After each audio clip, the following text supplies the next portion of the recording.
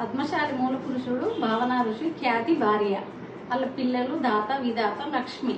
లక్ష్మి విష్ణుమూర్తి భార్య, మన ఇంటి ఆడపడుచు.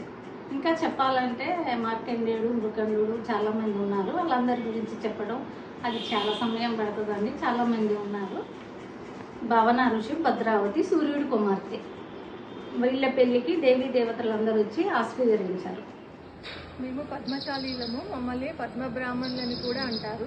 మా క్యాస్ట్లో పౌరోహిత్యం కూడా చేస్తారు. మా క్యాస్ట్లో అందంతో పాటు చదువు తెలివితేటలో ముందంజలో ఉంటారు చాలామంది. అందుకు మేము ఎంతో గర్వంగా ఫీల్ అవుతాము. మేము పద్మశాలీలము. మహాలక్ష్మీదేవి మా ఇంటి ఆడపడుచు, విష్ణుమూర్తి మా ఇంటి అల్లుడు. ప్రతి సంవత్సరం మా చేతుల మీదుగా లక్ష్మీదేవికి పసుపు కుంకుమ చీర సారె పంపిస్తాము. ఈ క్యాస్ట్లో పుట్టినందుకు మేము చాలా గ్రేట్గా ఫీల్ అవుతున్నాము. పద్మశాలీలము, పద్మబ్రాహ్మణులు అంటారు. భృగు మహర్షి వంశస్థులు.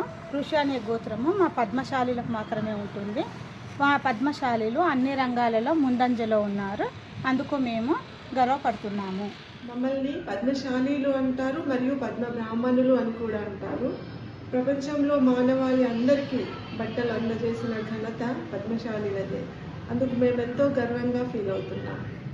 నమస్తే అండి. మేము పద్మశాలీలము. దేవీ దేవతలకు కూడా మేము నేసిన పట్టు వస్త్రాలు మొదటిసారిగా కట్టబడతాయి. అందుకు మేము ఎంతో అదృష్టవంతులము.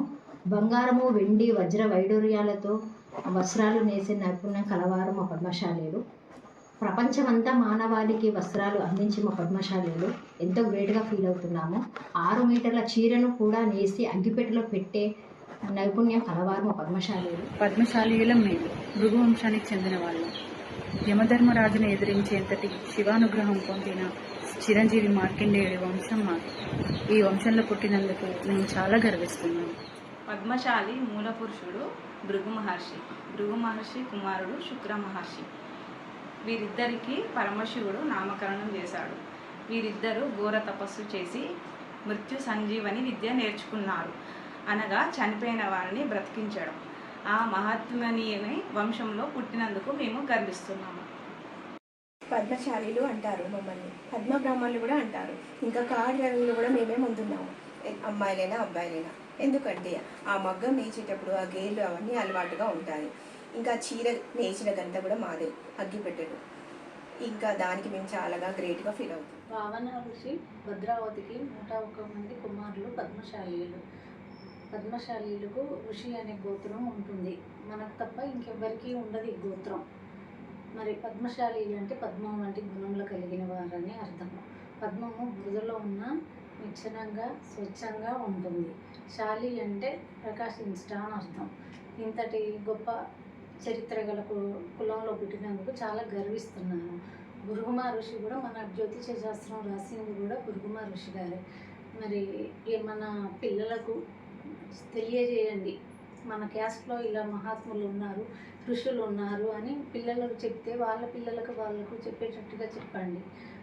పిల్లలకు ఉపనయన ధారణ కూడా ఉంటుంది. ఒక పండితుడు ఈ మధ్యలో ఒక సత్సంగంలో అన్నారు, మార్కండేయుడు ఒక బ్రాహ్మణ పుత్రుడు అని. మనం బ్రాహ్మణులే, గురువంశ బ్రాహ్మణులు. పిల్లలకు ఉపనయన ధారణ కూడా చేయండి. పిల్లలకు పెళ్ళి అవ్వగానే జంజం తీసేస్తున్నారు. అలా చేయకుండా మన పిల్లలకు మన క్యాస్ట్ గురించి, మన క్యాస్ట్లో ఉన్న గొప్పతనాన్ని గురించి పిల్లలకు తెలియజేయాలని కోరుకుంటున్నాను.